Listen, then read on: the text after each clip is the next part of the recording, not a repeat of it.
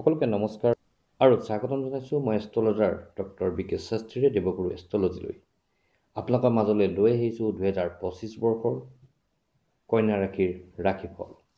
ইয়াত যিসমূহ তথ্য আগবঢ়াম সেই তথ্যসমূহে আপোনালোকক অলপ হ'লেও যে সহায় কৰিব সেয়া মই 100% গ্ৰান্টি দিছোঁ।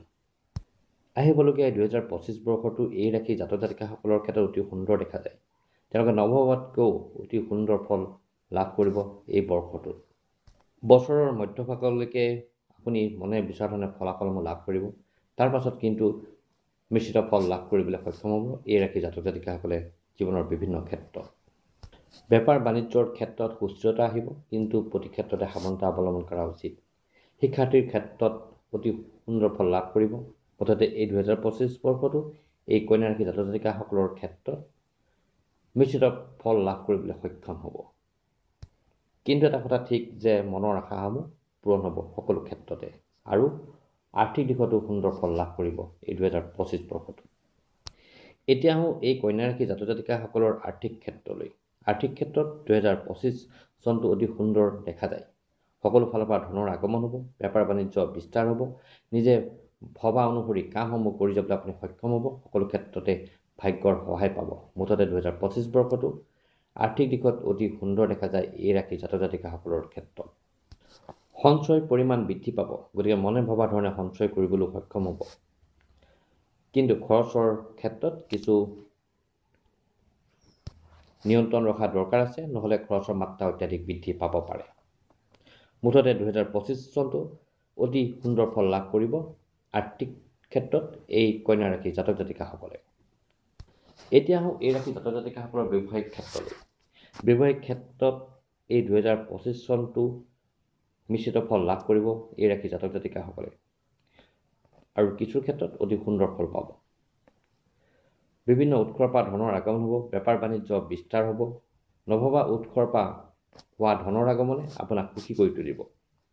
কিন্তু বেপাৰ বাণিজ্যৰ ক্ষেত্ৰত তৃতীয় পক্ষৰ ব্যক্তিৰ পৰা সাৱধানতা অৱলম্বন কৰা উচিত, তেহে সুফল লাভ কৰিবলৈ সক্ষম হ'ব। মুঠতে ক'ব গ'লে এই 2025 বৰ্ষটো বেপাৰ বাণিজ্যৰ ক্ষেত্ৰত কিছু মন্থৰতা আহিব পাৰে যদিও আপুনি সুন্দৰ ফল লাভ কৰিব, কিন্তু প্ৰতি ক্ষেত্ৰত একাগ্ৰতা আৰু ধৈৰ্যৰ প্ৰয়োজন হ'ব। এতিয়া আহোঁ মাটি বাৰী, ঘৰ দুৱাৰ, গাড়ী, ভৱন আদিৰ ক্ষেত্ৰলৈ। মাটি বাৰী, সম্পত্তি আদিৰ ক্ষেত্ৰত অতি সুন্দৰ ফল লাভ কৰিব। মাটি বাৰী কিনাৰ যোগ এই বছৰটোত সৃষ্টি হৈছে এই কন্যা ৰাশি জাতক জাতিকাসকলৰ ক্ষেত্ৰত, আৰু কোনো ক্ষেত্ৰত গাড়ী আদি কিনাৰো যোগ সৃষ্টি হৈছে। এটা কথাই কওঁ যে আপোনালোকে যদি পাৰে মাটি বাৰী কিনা হওক বা গাড়ী ঘোঁৰা আদি কিনাই হওক, যি পাৰে বছৰৰ মধ্যভাগৰ আগতে কৰিবলৈ চেষ্টা কৰক, সুফল পাব।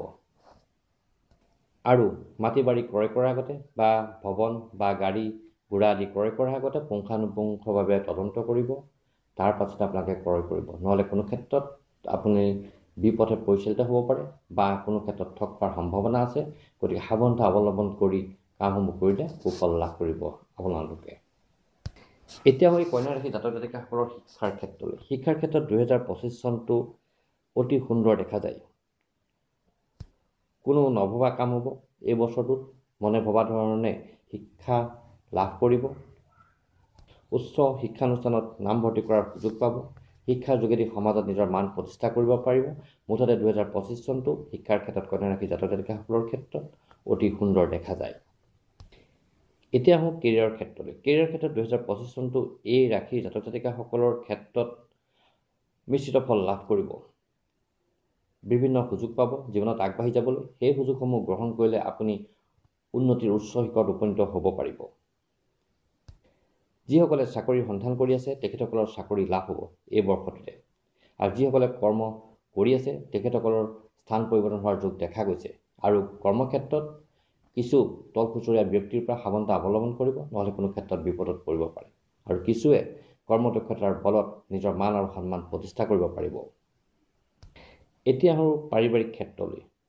পাৰিবাৰিক ক্ষেত্ৰত 2025 চনটো ক'বলৈ গ'লে অতি উল্লেখযোগ্য বছৰ হ'ব। সকলো ক্ষেত্ৰতে পৰিয়ালৰ সহায় সহযোগ পাব। পৰিয়াললৈ নতুন অতিথিৰ আগমন হোৱাৰ যোগ আছে। যিসকলে সতি সন্তানৰ আশা কৰিছে তেখেতসকলৰ সতি সন্তান লাভ হ'ব। কোনো ধৰ্মীয় অনুষ্ঠান হোৱাৰ যোগো ঘৰত দেখা গৈছে। পৰিয়ালৰ সদস্যৰ মাজত মিলাপ্ৰীতিৰ ভাৱ বৃদ্ধি পাব, আৰু আপুনি কিছু সময় দিবলৈ পৰিয়ালত চেষ্টা কৰক, সুন্দৰ ফল লাভ কৰিব। এতিয়া বৈবাহিক জীৱনৰ ক্ষেত্ৰতো সুন্দৰ ফল লাভ কৰিব, কিন্তু বছৰৰ মধ্যভাগৰ পাছত কিছু আহুকাল আহিব পাৰে। সাৱধানতা অৱলম্বন কৰি বস্তুসমূহ অৰ্থাৎ কথা বতৰাসমূহ মীমাংসা কৰিলে সুফল লাভ কৰিব। বহুতৰ বিয়া যোগো সৃষ্টি হৈছে, মনে ভবা পাত্ৰ পাত্ৰী লাভ কৰিব আৰু কিছুৰ ক্ষেত্ৰত প্ৰেম বিবাহ হোৱাৰ যোগো এইবছৰ দেখা গৈছে। আৰু বিবাহৰ ক্ষেত্ৰত যিসকলে বিবাহ কৰিব বিচাৰিছে তেখেতসকলৰ ক্ষেত্ৰত এটা কথা কওঁ যে কিছু ভুল বুজাবুজি হ'ব পাৰে যোগাযোগৰ ক্ষেত্ৰত। সেই ভুল বুজাবুজিসমূহ দূৰ কৰিব, আপোনালোকে সুন্দৰ ফল পাব, নহ'লে কিছু ক্ষেত্ৰত অসুবিধাত পৰিব পাৰে। মুঠতে ক'ব গ'লে সকলো ক্ষেত্ৰতে, পাৰিবাৰিক ক্ষেত্ৰতে হওক বা বৈবাহিক ক্ষেত্ৰতে হওক, এই ৰাশি জাতক জাতিকাসকলে নিশ্চিত ফল লাভ কৰিব। এতিয়া আহোঁ এই কন্যা ৰাশি জাতক জাতিকাসকলৰ প্ৰেমৰ ক্ষেত্ৰলৈ। প্ৰেমৰ ক্ষেত্ৰত অতি সুন্দৰ দেখা যায়। যিসকলে প্ৰেমৰ সন্ধান কৰি আছে তেখেতসকলে প্ৰেম লাভ কৰিব আৰু প্ৰেমিক প্ৰেমিকাৰ মাজত বহুতো মধুৰ মুহূৰ্ত পাৰ হ'ব। বহুতৰ মাজত প্ৰেম বিবাহ হোৱাৰ যোগো দেখা গৈছে। প্ৰেমিক প্ৰেমিকাৰ মাজত দূৰ ভ্ৰমণৰ যোগো দেখা গৈছে এই বৰ্ষটোত। বছৰৰ মধ্যভাগৰ পাছত কিছু সাৱধানতা অৱলম্বন কৰিব, কিছু ভুল বুজাবুজি হ'ব পাৰে। গতিকে কথা বতৰাসমূহ সাৱধানতা অৱলম্বন কৰি আগবাঢ়িলে সুন্দৰ ফল লাভ কৰিব। অৰ্থাৎ প্ৰেমৰ ক্ষেত্ৰত অতি সাৱধানতা অৱলম্বন কৰিব লাগিব, তেতিয়াহে আপুনি সুফল পাব 2025 বৰ্ষত, নহ'লে কোনো ক্ষেত্ৰত বিপদত পৰাৰ সম্ভাৱনাও দেখা যায়। আৰু যিসকলে প্ৰেম নিবেদন কৰিব বিচাৰি আছে তেখেতসকলৰ মনৰ আশা পূৰণ হ'ব এই বৰ্ষটোত। এতিয়া আহোঁ এই কন্যা ৰাশি জাতক জাতিকাসকলৰ স্বাস্থ্যৰ ক্ষেত্ৰলৈ। স্বাস্থ্যৰ ক্ষেত্ৰত এই ৰাশি জাতক জাতিকাসকলে কিছু চিন্তা কৰিবলগীয়া আছে। স্বাস্থ্যৰ ক্ষেত্ৰত দুৰ্বলতা দেখা যায়, কিছু সাৱধানতা অৱলম্বন কৰিব। খোৱা বোৱাৰ ক্ষেত্ৰত সজাগ আৰু সচেতন হ'ব। সকলো ক্ষেত্ৰতে সজাগতা আনিবলৈ চেষ্টা কৰিব, বিশেষকৈ খোৱাৰ ক্ষেত্ৰত সজাগতা আনক। নিয়মিতভাৱে যোগা আৰু মেডিটেশ্যন কৰক, তেতিয়া স্বাস্থ্যজনিত সমস্যাসমূহ ৰোধ কৰিব পাৰিব আৰু আপুনি সফলতা লাভ কৰিব। মুঠতে ক'ব গ'লে স্বাস্থ্যৰ ক্ষেত্ৰত এই ৰাশি জাতক জাতিকাসকলে কিছু চিন্তা কৰিব লাগিব আৰু নিশ্চিত ফল লাভ কৰিব এই 2025 বৰ্ষটোত। এতিয়া আহোঁ এই 2025 বৰ্ষটো কন্যা ৰাশি জাতক জাতিকাসকলে কেনেদৰে পাৰ কৰিব, অৰ্থাৎ কি প্ৰতিকাৰ কৰিলে সুন্দৰভাৱে পাৰ হ'ব আৰু মনৰ আশাসমূহ পূৰণ হ'ব। এই ৰাশিৰ জাতক জাতিকাসকলে যদি প্ৰত্যেক বুধবাৰে যদি নিয়মিতভাৱে গণেশজীক পূজা অৰ্চনা কৰে তেতিয়াহ'লে মনৰ আশাসমূহ পূৰণ হ'ব, অৰ্থাৎ থকা বাধাসমূহ দূৰ হ'ব। নিয়মিতভাৱে কপালত আপোনালোকে কেশৰ বা হালধিৰ তিলক ধাৰণ কৰক, সুফল লাভ কৰিব। আৰু প্ৰত্যেক বুধবাৰে যদি আপোনালোকে সেউজীয়া বস্ত্ৰ ধাৰণ কৰে বা সেউজীয়া ৰুমাল এখন পকেটত লৈ ফুৰাই, ই আপোনালোকলৈ সৌভাগ্য কঢ়িয়াই আনিব। গাই গৰুক নিয়মিতভাৱে খোৱা বস্তু যোগান ধৰক, আপোনালৈ সুফল আহিব। পাৰ চৰাইক যদি নিয়মিতভাৱে সেউজীয়া মাহ খাবলৈ দিয়ে, আপোনাৰ থকা বাধাসমূহ দূৰ হ'ব আৰু আপোনাৰ মনৰ আশা পূৰণ হ'ব। শেষত সকলোকে নৱবৰ্ষৰ শুভেচ্ছা জনাইছোঁ আৰু ভিডিঅ'টো চোৱাৰ বাবে আন্তৰিক ধন্যবাদ জনাইছোঁ। ধন্যবাদ।